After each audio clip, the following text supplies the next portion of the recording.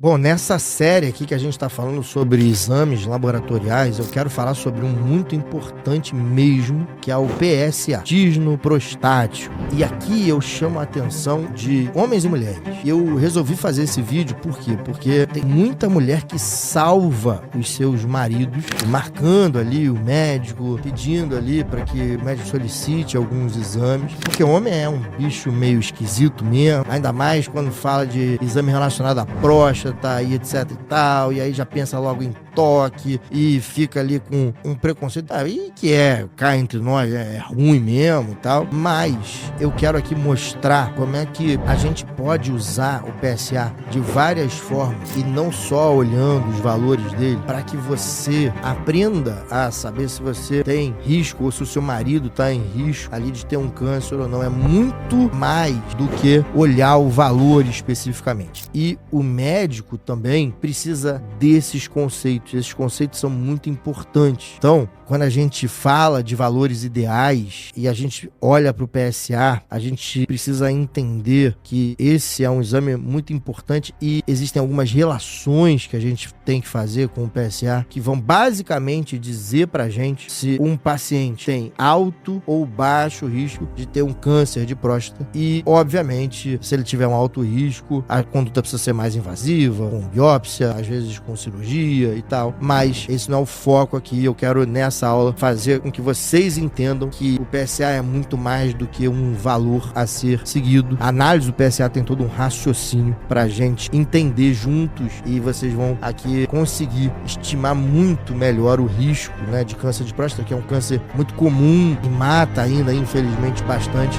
no nosso país, aqui e no mundo. Gente, em primeiro lugar, assim, né, o que é o PSA? O PSA é uma proteína que é produzida pela próstata. Se você, por exemplo, dosar o PSA na próstata, vai estar alto pra caramba, porque é pra ele estar ali mesmo. Uma parte dessa proteína escapa pro sangue, e aí a gente mede o PSA, que é esse escape dessa proteína. E pra que serve essa proteína, né? Essa proteína serve para que o sêmen ali fique mais fluido, ele liquifica ali o sêmen e facilita a mobilidade do esperma. Por isso é que o PSA ele é produzido, ele tem uma função no organismo. Uma partezinha acaba escapando. E a gente consegue analisar essa parte que escapa e a partir dessa análise a gente consegue inferir muito da saúde prostática. E aí, quando a gente vai então medir o PSA, eu me lembro que na faculdade eu aprendi assim, PSA até ali 4 nanogramas por mililitro não preocupa tanto, de 4 a 10 preocuparia mais, e acima de 10 o risco seria ali mais alto de ter câncer, e isso já mudou muito. Primeiro a gente precisa saber que o valor do PSA muda com a idade. Então, um indivíduo aqui, ó, por exemplo, de 40 até 50, né, 49 anos, tem um PSA normal até 2.9. Lembra que eu falei que antigamente 4 ainda era considerado assim um valor, vamos dizer assim, que a gente podia ficar mais tranquilo? Cara, talvez se o paciente tivesse 70 anos de idade, sim, mas um paciente com 40, não. Então, eu preciso ter esses valores na cabeça. Eu preciso entender que o valor do PSA muda com a idade. 40, 49 anos, eu tenho de 1.2 a 2.9 a 3, de 50 a 60 anos, eu tenho até 4.7, de 2 a 4.7, de 60 a 70 anos, até 7.2 pode ser normal. E olha, veja, aqui 7 de PSA talvez não seja um problema tão grande. E de 70 a 79 anos, posso até 9 como normal, tá? Por isso é que a gente precisa entender que, mais uma vez, um valor de referência não significa nada. E se um valor de referência não significa nada, eu vou convidar vocês aqui, sempre que olharem o PSA de alguém, que vocês prestassem muita atenção aqui, porque isso salva um monte de vida mesmo. Conhecer 3 relaçõezinhas, 3 númerozinhos relacionados ao PSA salva um monte de vida, independente do valor do teu paciente. Veja, a gente sabe que um PSA até 1, independente da faixa etária, 1.2, 1.3, a chance de você ter algum tipo de câncer e tal é muito baixa. Então, 1.2 você pode ficar tranquilo. Acima disso, eu sugiro que a gente sempre olhe 3 coisas. Primeira coisa é o que a gente chama de densidade de PSA. Segunda coisa é o que a gente chama de fração livre de PSA. E a terceira coisa é a velocidade de crescimento do PSA. Peguem isso, meus queridos, minhas queridas esposas de pacientes homens que estão com medo de fazer lá o toque retal, meus queridos pacientes, queridos profissionais de saúde, porque sabendo isso, vocês vão conseguir encaminhar para um urologista de forma muito mais precoce. E eu tenho uma experiência de realmente, com esses 3 critériozinhos, basicamente ajudar muito a fazer diagnóstico de câncer de próstata, que não sairia ali, tanto nem pelo toque e nem pelo valor do PSA. Então vamos entender que valores são esses, e não sou eu que estou falando não, isso é validado pela Sociedade Americana de Urologia, tá? Então olha só, primeira coisa, densidade de PSA. O que é densidade de PSA? É muito importante que quando eu tenho ali um PSA, principalmente acima de 2, né, de 2,5, e principalmente se esse PSA estiver subindo, eu solicite para o meu paciente um ultrassom, pelo menos um ultrassom abdominal, e peça para que se estime o peso da próstata, tá?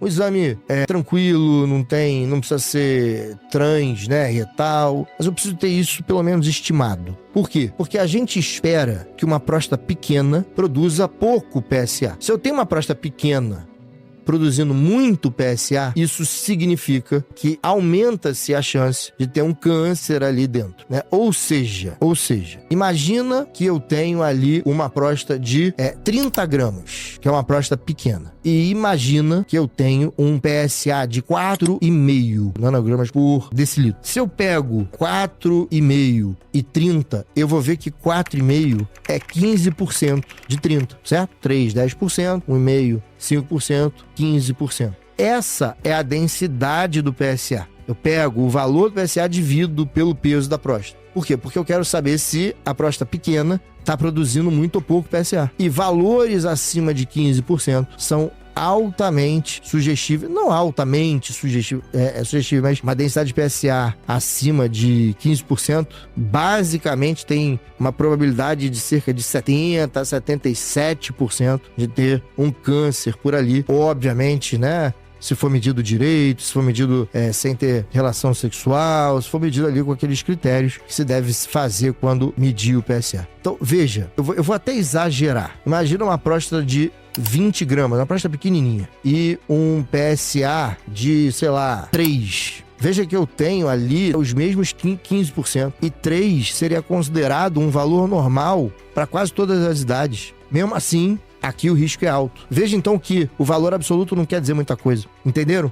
Sempre há a necessidade da gente ter a dosagem do PSA e mais algo para a gente poder encaminhar para o urologista e de repente fazer biópsia. Os guidelines americanos são muito claros. Densidade de PSA acima de 15%, principalmente, não somente, mas principalmente se o PSA total está entre 4 e 10, é indicação de biópsia. Bom, uma vez entendido densidade de PSA, você pode dizer assim para mim, Guilherme, mas eu não tenho ultrassom de abdômen, não dá para fazer e tal. Então, a gente vai olhar para um outro fator, né? Para uma outra relação, que é a relação entre PSA livre e PSA total. O PSA total é o PSA que está ligado, não só o PSA livre, mas ele está ligado a uma de proteína ali no plasma e tal. E é um PSA ali que, vamos dizer assim, não faz tanto o efeito desejado. E neoplasias geralmente produzem PSA, mas produzem não o PSA livre, não aquele PSA que vai fazer as suas funções bonitinhas. Portanto, quanto menor a relação PSA livre, PSA total, maior a chance de câncer. E aí, esse valor também gira em torno de 15%. Então, se eu tenho ali um PSA de 5 e tenho ali um PSA livre de 0,76, veja que eu tenho um PSA maior do que 15%. Isso está ok. Agora, se eu tenho um PSA de 0,5, ou seja, um PSA livre de 0,5, eu tenho uma relação entre PSA livre e PSA total de 10%, abaixo dos 15% que eu falei, e, portanto, esse risco de câncer de próstata,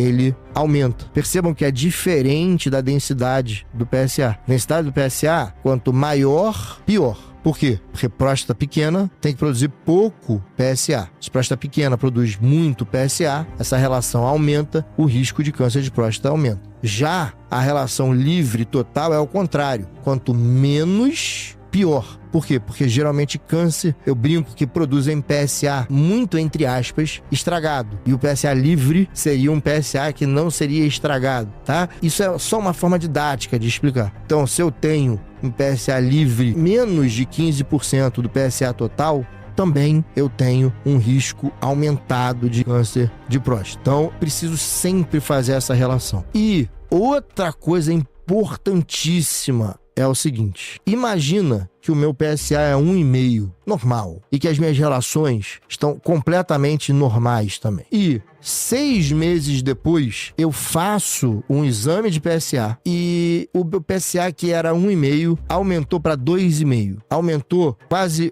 1 nanograma por ml. Isso a gente chama de velocidade de aumento do PSA. E se maior do que 0,75 durante o ano, isso também fala a favor de um risco aumentado de câncer de próstata. Portanto, o que eu quero dizer aqui é o seguinte: quando a gente está avaliando exames ideais, não exames de referência, no contexto de saúde prostática, não basta a gente saber o valor absoluto do PSA. A gente precisa entender, número 1, se a densidade do PSA é maior do que 15%. Se, quando eu divido o peso da próstata pelo PSA, isso é maior do que 15%. Porque se for, muito provavelmente eu vou precisar de biópsia ou ressonância ou encaminhar para o urologista. Eu preciso ver se a quantidade de PSA livre é menor do que 15% da quantidade do PSA total. Porque se for, eu tenho pouco PSA ali livre que faz a função e muito PSA, né, como eu digo, estragado. E isso também aumenta o risco de câncer. E o número mágico ali fica em torno de 15%. E eu preciso também avaliar o quanto esse PSA ele sobe ao longo de um ano. E se ele sobe mais do que 0,75, também é um sinal de alarme. Veja que é muito mais, vamos dizer assim, complicado, não difícil, mas complicado, do que saber só um valor de referência. Daí a importância da gente conhecer os valores ideais do PSA. E daí a importância de, dentro lá da minha comunidade, da comunidade de Medicina Única, a gente ter um curso enorme só falando sobre valores de referência. E se você tem interesse em saber quais os valores ideais, como manejar o teu paciente de acordo com os valores ideais e não os valores de referência, tem um link aqui na descrição. Você toca aí nesse link e você vai ser direcionado ali para um vídeo que vai te explicar tudo sobre esse curso. Se você se interessar, e eu acredito muito que sim, a gente vai se ver lá dentro, tá bom? Mas essa informação aqui, uma informação importantíssima para que vocês espalhem por aí. Grande abraço.